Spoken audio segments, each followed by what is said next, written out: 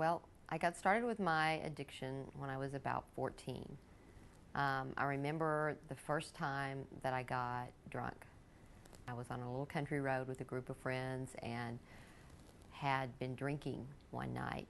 And all I really remember about that is I started drinking around 8 o'clock at night, and I came to about midnight laying in the floor at my mom and dad's house with my little 4-year-old sister kicking me in the head saying, "Are you dead? Please don't be dead."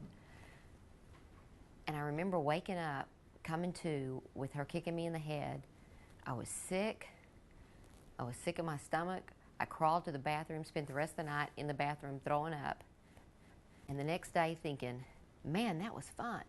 I'm going to have to do that again. And that's how my addiction started. And to me, that's what addiction is like. It's insanity. It makes no sense. And you can't wait to do it again. And for the next, for just years and years after that, I did everything I could do to try every drug I could try, to drink everything I could find to drink. And nothing ever made sense, but I just kept doing it. No matter what the consequences, no matter what the outcome, no matter who I hurt, no matter what I lost, I couldn't get enough. By the time I was 17 years old, I was a full-fledged drug addict using IV needles, shooting heroin, morphine, anything I could get to break down into a liquid that I could shoot, smoking dope, drinking whiskey. And at 17 years old, my father found my drugs, confronted me with them, and my solution was to run away from home. So I ran away from this little teeny town out in the middle of nowhere to a huge city about 500 miles away, and spent the next 4 or 5 months living in this huge city. I was actually only 16 when I ran away, and horrible things happen to young girls when they're 16 years old and they run away to the big city. And I had some pretty horrible things happen to me. And at 17 years old, I turned 17 when I was living there, and I'd run away with a girlfriend.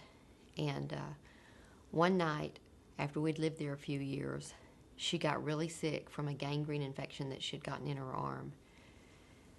And I had been hallucinating nonstop for days and days and days. Hadn't slept for a long time, rarely ate, was shooting a lot of drugs.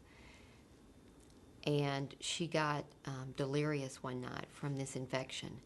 And she'd get really cold, and then she'd get really hot, and she'd have a fever, and she'd sweat, and then she'd be ice cold, and she was saying all kinds of strange things, and I was hallucinating. And I was seeing these little characters, these little empty creatures that were about 3 feet tall that walked around the room and talked to me. And then there was this one other creature that was about 6 feet tall and had the head of a goat and the body of a man, and then the legs of like a horse or something. They accused me of being worthless and that this was my fault and that I was a whore and that just horrible things. They just told me what a worthless human being I was, basically, and then they just chattered and wouldn't shut up. And then I heard human voices, the voice of a man and a woman somewhere around the ceiling that just talked constantly, and things flew around in the air, and I couldn't get those things to go away. And somewhere around 5 o'clock in the morning, my friend quit breathing. I couldn't feel breath from her mouth. I couldn't feel a heartbeat. There was no response at all. And I didn't come from a home where people used drugs or drank. I was brought up in a home where I went to church as a child and was taught about God and the love of God. And at 5 o'clock in the morning, when my friend quit breathing, I fell to my knees and I cried out to a God that I had been taught about as a child. And I said, please, God, if you're there, help my friend. Please don't let my friend die. And at that moment, all the voices stopped. All the hallucinations stopped. All of the insanity stopped. And my friend started to breathe. And a miracle took place for me. And at that moment, I believe God delivered me from drug addiction. I never again shot drugs, and that was in 1973, May of 1973, and I never stuck another needle in my arm.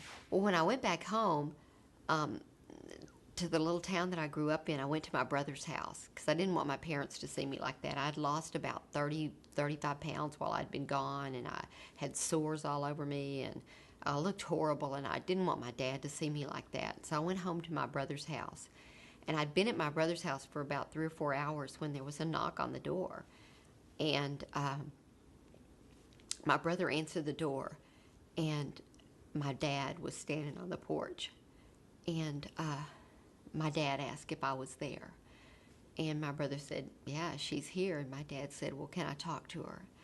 And I walked out on the front porch where my dad was standing. And my dad said, your mom and I want you to know that we love you. And it doesn't matter where you've been or what you've done. You're always welcome at home. And it was like, to me, it was like the story of the prodigal son, where the father comes out to meet the son who's returning home. I don't know how my dad knew that I was home. I didn't know how my dad knew that I was home. I didn't know how he found out that I was there. But he came to tell me that I was welcome back home. He was glad that I was there and that he loved me. And that was always the way my father treated me. Always the way. No matter what I did, no matter where I went, no matter what I'd done, he was always there to say, I love you.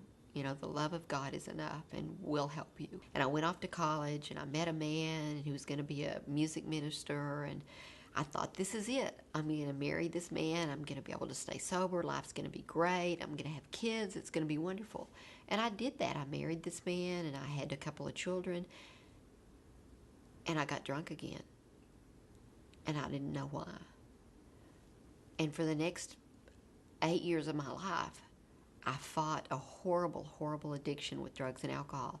I never stuck another needle in my arm, but I snorted coke, and I ate pills, and I drank whiskey like crazy just all the time. And we were real involved with our church, and I would teach Sunday school, and I'd go to women's Bible studies, and I'd go home and I'd get drunk. And I couldn't figure out why, and the guilt and the shame of that was so bad that after a couple of years of drinking and drugging while doing all of that, I walked out on that husband and those 2 kids and went to a party because I couldn't live with my shame and my guilt. And then I spent the next 6 years after that bouncing in and out of church. I'd go to church for a while and try real hard to be good and be a good Christian and do what was right and teach Sunday school or teach a women's Bible study or sing in a worship group and do the right thing. And I'd be able to stay sober for a week or 2 or a month or 2, and then I'd be drinking and drugging again. And I couldn't understand what was going on and why I couldn't stay sober. And I couldn't tell anybody what I was doing because I was so ashamed of what I was doing and so afraid that I would be judged. And I'd try and I'd pray real hard and I'd try real hard and I'd try to dress right and act right and be right, and I couldn't do it. And I'd beg God, I'd pray and ask God, please take this away from me. Please make me a different person. I don't want to be the person that I am. And I'd end up doing it over and over again. But there's nothing like another group of people who have the same addiction that you have or the same problem that you have, who can understand where you've been and what you've done, who can hold your hand and walk through it with you when you're trying to get sober or when you're trying to get clean. You know, I had a lot of issues. I had a lot of addictions. I had an eating disorder for 17 years. I was bulimic. I was anorexic. I couldn't quit doing that. And I used the steps in the program and the honesty with another woman in the program to get through that issue too. And if I hadn't had people who had been through addiction and had the ability to hold my hand through that and help me through that, there's no way I ever would have been able to get clean and sober and stay clean and sober. I stayed sober in Alcoholics Anonymous for 5.5 years, and my life got really good. I got a wonderful job. I was traveling around the country. I got really busy. I was making great money. I got a lot of self-respect back. My children that I had abandoned when they were young came back to live with me, and everything in my world was going wonderfully. And I quit going to AA, and I got really busy, and I quit saying my morning prayers, and I quit doing my morning meditation, and I quit doing the things I needed to do to stay sober. And one day I picked up a drink, and I drank for 2 solid years.